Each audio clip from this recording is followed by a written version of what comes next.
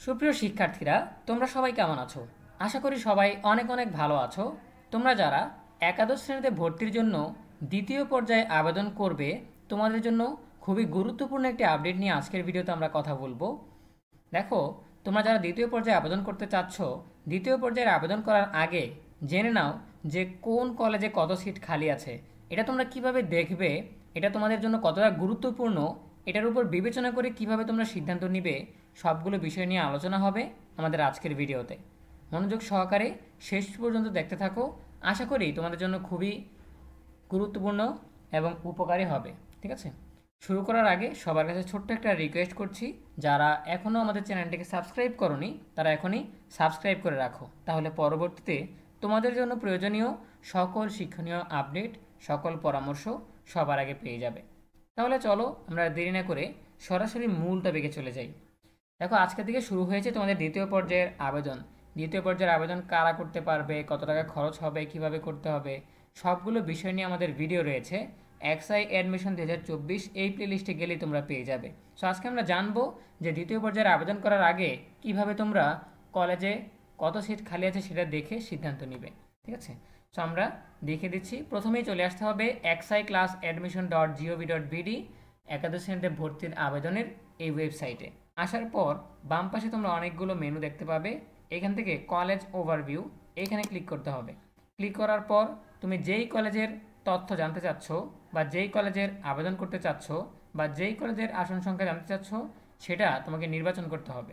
So প্রথমেই ওই কলেজটা যেই বোর্ডের অন্তর্গত সেটা সিলেক্ট করবে। সো আমি এখানে কুমিল্লা সিলেক্ট করছি। এরপর যেই জেলায় অবস্থিত কলেজটি সেটা সিলেক্ট করতে হবে। সো আমি চাঁদপুর সিলেক্ট করছি। এরপর যেই থানার অন্তর্ভুক্ত সেটা সিলেক্ট করতে হবে। সো মতলব নর্থ সিলেক্ট করছি। এরপর কলেজ সিলেক্ট করতে হবে। সো এখান থেকে আমি স্যাঙ্গারচর গভর্নমেন্ট কলেজ এটা সিলেক্ট করে দিচ্ছি। দেখো, এইখানে কিন্তু 150 150 150 সিট ছিল। ঠিক আছে, প্রথম পর্যায়ে নিশ্চয়ন করার আগে, অর্থাৎ এই কলেজে মোট 150 সিট ছিল। এখন প্রথম পর্যায়ে যারা নিশ্চয়ন করে ফেলেছে, নিশ্চয়ন করার পর এখন সায়েন্সে আসন খালি আছে মাত্র 9টি, আর্টসে আসন খালি আছে 18টি, ব্যবসায় শিক্ষায় আসন খালি আছে 11টি। ঠিক আছে, এভাবে তুমি যে কোনো কলেজের জন্য বরাদ্দকৃত আসন সংখ্যা দেখে নিতে পারবে।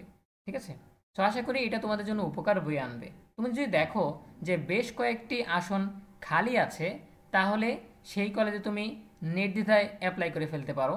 আর যদি দেখো খুব কম সংখ্যক সিট খালি আছে, সেইখানে আবেদন করার ক্ষেত্রে তোমার একটু সতর্ক থাকতে হবে, কারণ এত অল্প সিটের পরিপ্রেক্ষিতে কতজন লড়াই করবে সেটা কিন্তু তুমি জানো না। ঠিক আছে, অনেকেই হয়তো দ্বিতীয় পর্যায়ে ওই কলেজের সাথে আবেদন করবে।